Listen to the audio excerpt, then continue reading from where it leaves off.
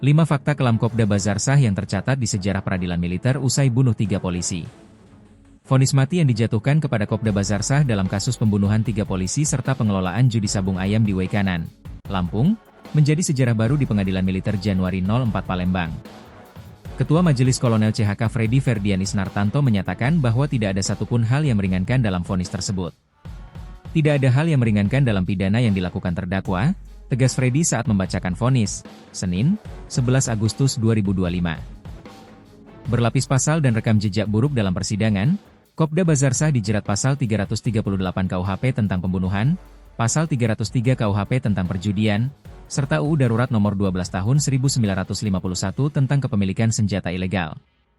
Fakta yang memberatkan adalah kepemilikan senjata api dan amunisi secara ilegal, mengelola judi sabung ayam, dan catatan kasus serupa sebelumnya. Terdakwa sudah dilatih mengemban tugas mulia menjaga NKRI, namun mengkhianati dengan membuka judi dan menyebabkan 3 orang mati. Perbuatan terdakwa sudah merusak citra nama baik TNI di masyarakat, ujarnya. Pernah terjerat kasus senjata ilegal, Kopda Bazarsah mengaku pernah dipenjara 5 bulan 28 hari pada 2018 karena menjadi perantara penjualan senjata api ilegal laras pendek. Saya dipenjara 5 bulan 28 hari, karena senpi ilegal pada tahun 2018.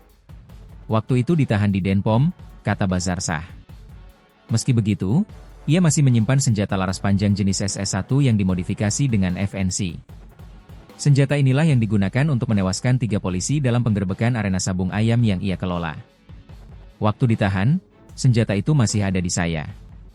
Disimpan di plafon, ada amunisinya juga. Itu punya teman satu letting saya yang dipinjam, ujarnya.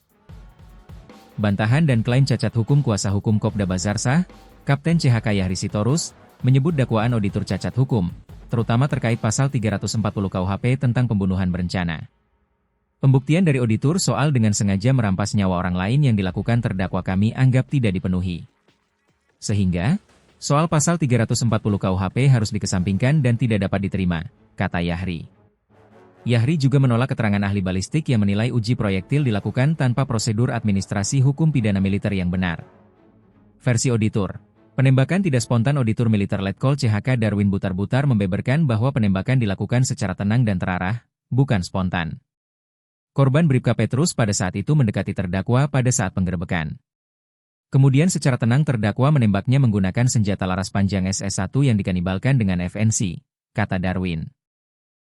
2 korban lainnya, Kapolsek Negara Batin AKP Anumerta Lusianto dan Bribda Galib, juga tewas di tempat akibat tembakan yang tepat sasaran. Menurut Darwin, hasil visum membuktikan peluru kaliber 5,56 mm menjadi penyebab kematian ketiga korban. Vonis mati pertama di Palembang. Freddy menyebut ini adalah kali pertama Pengadilan Militer Januari 04 Palembang menjatuhkan hukuman mati. Sebelumnya, kasus pembunuhan oleh TNI seperti yang menjerat Prada DP hanya berujung hukuman seumur hidup. Untuk Pengadilan Militer Palembang ini pertama kali kami jatuhkan pidana mati. Pernah kasus serupa beberapa waktu yang lalu Prada DP, itu tidak dijatuhkan pidana mati, kata Freddy. Vonis mati di peradilan militer bukan hal asing. Pengadilan Militer Bandung 10 tahun lalu juga pernah menjatuhkan hukuman serupa.